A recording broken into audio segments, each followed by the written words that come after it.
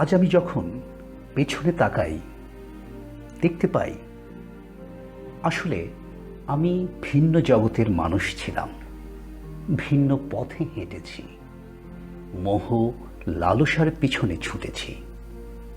কিন্তু একটিমাত্র ঘটনায় আমার জীবনের দিক সম্পূর্ণ পরিবর্তন করে দেয়। আজ আমি সকল কিছুর মাঝে ঈশ্বরকে খুঁজে পাই। হ্যাঁ, তোমরা ঠিকই ধরেছ, আমি ইগনেশিয়াস বলছি। জানো, এখন আমি চাইলেই ঈশ্বরের উপস্থিতি সব কিছুর মাঝে উপলব্ধি করতে পারি। তবে শুরুটা ঠিক এমন ছিল না। তাহলে কেমন ছিল? হ্যাঁ, আজ সেই বিষয়ে আমি বলবো। তখন আমি একজন তরুণ যুবক, দুঃসাহসিক সৈনিক। কোনো ভয় ডর কিচ্ছু নেই, শুধু সামনে এগিয়ে চলার স্বপ্ন। তখন যুদ্ধ চলছে। ফরাসি সৈন্যরা পাম্পিলোনা দুর্গকে আক্রমণ করেছে। আমি সেই দুর্গের নেতৃত্বে ছিলাম। যেভাবেই হোক দুর্গ রক্ষা করতেই হবে। মনে আমার অদম্য সাহস। সব সৈন্যদের সাহস যোগাচ্ছি, তোমরা যুদ্ধ করো, যুদ্ধ করো। তারাও আমার কথায় উদ্বুদ্ধ হয়ে আপ্রাণ যুদ্ধ করে যাচ্ছে। কিন্তু ওই মুহূর্তে একটা ভয়ানক দুর্ঘটনা ঘটে। একটি কামানের গোলা আমার পা ক্ষত বিক্ষত করে দেয়। আমি ধরাশায়ী, নিস্তেজ হয়ে পড়ি। তবে আশ্চর্যের বিষয় হলো, যিশুর সাথে আমার নতুন পথ চলা কিন্তু এখান থেকেই শুরু। আহত হয়ে আমি লয়লা দুর্গে ফিরে আসি। প্রায় 1 বছর আমি বিছানায় সময় কাটাই। তখন আমার মধ্যে শুধু একটি জিনিসই কাজ করছিল, কিভাবে কত দ্রুত সুস্থ হয়ে আবার সৈনিক জীবনে আমি ফিরে আসব। কিন্তু তখনও বুঝিনি ঈশ্বর আমার জন্য অন্য পরিকল্পনা করে রেখেছেন। আসলে ওই দিনগুলিতে আমি শুধু দিবা স্বপ্নে বিভোর থাকতাম। তাছাড়া আর কি বা করার ছিল? দেখতাম কিভাবে আমার বীরত্ব দিয়ে আমি সম্ভ্রান্ত সুন্দরী নারীর মন জয় করছি। বিছানায় শুয়ে আমি সৈনিকদের বীরত্ব গাঁথা জীবনী পড়তে চেয়েছিলাম। কিন্তু বিনিময়ে পেলাম যিশুর জীবন কাহিনী ও সাধু সাধ্বীদের জীবনী, এবং কিভাবে তারা যিশুকে অনুসরণ করেছিল সেই কথাই বিশেষত সেখানে লেখা ছিল। আমি সত্যি বিস্মিত হয়েছিলাম এই ভেবে যে ওই জীবন কাহিনীগুলো নিয়ে আমি ধীরে ধীরে কল্পনা করতে থাকি। দেখতাম কিভাবে আমি ওই মহৎ কাজগুলো করছি যেগুলো সাধুরা করে গেছেন, এবং কিভাবে তাদের থেকে আরো বেশি করব সেটাও আমি ভেতরে নিজের মধ্যে কল্পনা করতে থাকি। এই কল্পনার জগৎ থেকে একটি অসাধারণ সত্য আবিষ্কার করলাম। তা হচ্ছে, যখন আমি আমার সৈনিক জীবন নিয়ে ভাবতাম, আমি উদ্বুদ্ধ হতাম সত্যি, কিন্তু পরক্ষণেই আমি মানসিকভাবে নিস্তেজ এবং হতাশ হয়ে পড়তাম। তবে যখন ঈশ্বরের কাজ সম্পন্ন করা নিয়ে ভাবতাম, আমি খুব প্রাণবন্ত থাকতাম এবং অন্তরের গভীরে প্রশান্তি অনুভব করতাম। আর এভাবেই বড় একটা পার্থক্য নিজের মধ্যে লক্ষ্য করতে থাকি।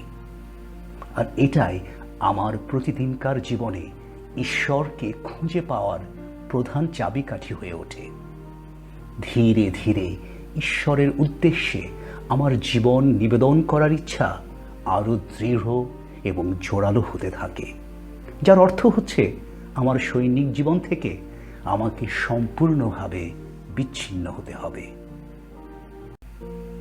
হ্যাঁ, আমি সিদ্ধান্ত নিই আমি সব কিছু ত্যাগ করে তীর্থযাত্রী হয়ে জেরুসালেমে যাব, কারণ আমার নতুন বন্ধু যে সেখানেই বাস করতেন। এই চিন্তা আমাকে দারুণভাবে আনন্দে ভরে তুলল। আর এভাবে আমি বুঝতে পারি যে আমি ঠিক পথে হাঁটছি। যখন আমি যাত্রা শুরু করি তখন একজন মুসলিম লোকের সাথে আমি তর্কে জড়িয়ে পড়ি। যিশুর মা মারিয়া সম্পর্কে তিনি অত্যন্ত আপত্তিকর মন্তব্য করেন, যার জন্যে মনে মনে আমি খুব রেগে যাই। মুসলিম লোকটি সামনে এগিয়ে চলল। আমি তখন নিজেকে জিজ্ঞেস করতে থাকি, মুসলিম লোকটি মারিয়াকে অসম্মান করেছে, আমার এখন কি করা উচিত? তলোয়ার দিয়ে তাকে হত্যা করা নাকি অন্য কিছু? যদিও এমন কাজ আমি অনেকবার আগে করেছি, তবে আমার এও মনে হয়েছে যে আমার নতুন জীবনের সাথে এমন আচরণ বা ভাবনা ঠিক যাচ্ছে না। আমি তখন ঠিক বুঝতে পারছিলাম না আমি কি করব। তাই আমার গাধার উপর আমার সিদ্ধান্তের ভার আমি ছেড়ে দিলাম। গাধাটি যদি মুসলিম লোকটি যে পথে গেছে সে পথে যায়, তাহলে আমি নিশ্চিত তাকে হত্যা করবই, নচেত নয়। এভাবে আমি সত্যি অবাক হই এবং আবিষ্কার করি যে আমার সিদ্ধান্তের জন্যে আমি অন্যের উপর নির্ভর করছি। পরে আরো ভালো করে বুঝতে পারি ঈশ্বর কে এবং কিভাবে তাকে খুঁজে পেতে হয় ও ঈশ্বরের ইচ্ছায় চলতে হয়। তখনও নিজের মধ্যে কিছুটা ছেলে মানুষই ছিল, কারণ ঈশ্বরের মন জয় করার জন্যে একসময় যেভাবে মেয়েদের মন জয় করেছি সেভাবে তাকে তুষ্ট করতে চাচ্ছিলাম। যেমন যদি কোনো সাধু 5 ঘন্টা হাঁটু দিয়ে প্রার্থনা করেছেন, সেখানে আমি 7 ঘন্টা প্রার্থনা করেছি। আরেকবার আমি সিদ্ধান্ত নিই যে আমি 1 সপ্তাহের জন্যে উপোস থাকব। আসলে আমি অন্ধের মতো সাধুদের জীবন অনুসরণ করতে থাকি, কিন্তু অন্তরে আমি কোনোভাবেই তৃপ্ত হতে পারছিলাম না। আমি হতাশ হয়ে পড়ি। এমনকি একসময় আমি সিদ্ধান্ত নিই যে আমি আত্মহত্যা করব। তবে এও বুঝতে পারি যে ঈশ্বর এমনটি আমার কাছ থেকে চাচ্ছেন না। এই অভিজ্ঞতা থেকে আমি শিখতে পারি যে ঈশ্বর চান আমি যেন আমার নিজের মতন করে তাকে খুঁজি। ধীরে ধীরে আমার অন্তর্দৃষ্টি উন্মোচিত হতে থাকে। আমি উপলব্ধি করি কিভাবে আমার গভীর অনুভূতির মাঝে ঈশ্বর উপস্থিত আছেন এবং তিনি কথা বলছেন। এভাবে যিশুর সাথে আমার সম্পর্ক আরো গভীর হতে থাকে। প্রতিদিন যিশুর জীবন কাহিনী নিয়ে ধ্যান ও প্রার্থনা করতে থাকি। খুব সচেতন হয়ে বোঝার চেষ্টা করি আমার অন্তরে ঠিক কি ঘটছে, যেমন যিশু ঠিক আমাকে কি করতে আহ্বান করছেন। এইভাবে আমি শিখলাম কিভাবে জীবন সিদ্ধান্ত নির্ণয় করতে হয় এবং ঈশ্বরকে খুঁজে পেতে হয়। অবশেষে 1 বছর পর জাহাজে চড়ে আমি পুণ্যভূমি জেরুসালেমে আসলাম। যে জায়গায় যিশু ঘোরাফেরা করেছেন সেই জায়গাগুলোতে আমি বারবার যেতে থাকি। আমার আর কি চাই? আমার প্রিয় বন্ধু যিশু যেখানে খাওয়া দাওয়া করেছেন, ঘোরাফেরা করেছেন, নিঃশ্বাস নিয়েছেন, আমি এখন সেইখানে। কি আনন্দ! এর থেকে বড় পাওয়া আমার জন্যে আর কি হতে পারে? বাড়ি ফেরার পূর্বে আরও একবার আমি জলপাই পাহাড়ে যাই। এখান থেকেই যিশু স্বর্গারোহণ করেছিলেন। যেহেতু একজন গাইড ছাড়া এখানে ঢোকা নিষেধ ছিল, তাই প্রহরীকে আমি চুপি চুপি তখন বকশিশ দিলাম। আমি সেই স্থানে একান্তে প্রার্থনা করলাম যেখানে যিশু শেষবারের মতো দাঁড়িয়েছিলেন। এখন সমস্যা হলো আমি ঠিক বুঝতে পারছিলাম না যিশু কোন দিকে তাকিয়ে স্বর্গারোহণ করেছিলেন।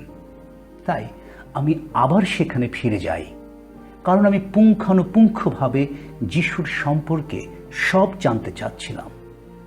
এরপর কিছুক্ষণ পর আমার কাছে সব কিছু পরিষ্কার হয়ে গেল। যিশুই হলেন আমার জীবনের কেন্দ্র, তাঁকে ঘিরেই আমার জীবন। আমাকে যখন শহরের মধ্য দিয়ে অপরাধীর মতন কারাগারে নিয়ে যাওয়া হচ্ছিল, আমার হৃদয় তখন আনন্দে পরিতৃপ্ত, কারণ আমি অনুভব করলাম স্বয়ং যিশু আমার পাশেই দাঁড়িয়ে আছেন। ইউরোপে ফিরে এসে আমি নতুনভাবে পড়াশোনা শুরু করি। এটা বুঝতে পারলাম যে ঈশ্বরকে খুঁজে পাওয়ার জন্যে শুধু হৃদয়ে অন্তর নয়, বুদ্ধিবৃত্তিরও ব্যবহার করা প্রয়োজন। প্যারিসে ওই সময় আরও 6 জন ছাত্রীর সঙ্গে আমার পরিচয় হয়, পরে যাদেরকে নিয়ে আমি যিশু সংঘ সম্প্রদায় প্রতিষ্ঠা করি। তাদেরকে নিয়ে আমি আরেকটি নতুন বিষয় আবিষ্কার করি। নিজেকে অন্যের জন্য উৎসর্গ করে ঈশ্বরকে আরও কাছ থেকে উপলব্ধি করা যায়, তাঁকে খুঁজে পাওয়া যায়। সর্বোপরি সব কিছুর মধ্যেই ঈশ্বরকে খুঁজে পেতে থাকি। আমরা ওই সময়টাতে গরিবদের সেবা করতে থাকি এবং তারাও যেন ঈশ্বরকে খুঁজে পায় সে বিষয়ে তাদের সাহায্য করতে থাকি। বর্তমানে আমি যখন সেই পুরনো দিনগুলির দিকে ফিরে তাকাই, আমি সত্যি অবাক হই। সেই কামানের গোলা আমার জীবনকে কি করেছে। একজন কঠোর রূঢ় সৈনিক, আজ সে নাকি ধর্মীয় ভ্রাতৃসংঘের প্রতিষ্ঠাতা। সত্যি বিস্মিত হই, অবাক হই। কি আমূল পরিবর্তন আমার।